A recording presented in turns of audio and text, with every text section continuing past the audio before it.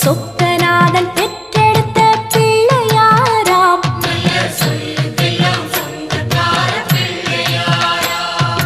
கைலாய மலைய விட்டு தெற்கே வந்தாராம். இந்த பிள்ளையாரு பட்டி கண்டு இருந்து விட்டாராம்.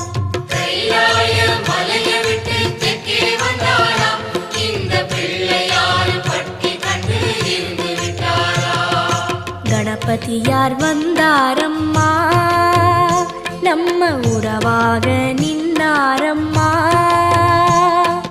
கணபதியார் வந்தாரம்மா, நம்ம உறவாக நின்னாரம்மா. சொக்க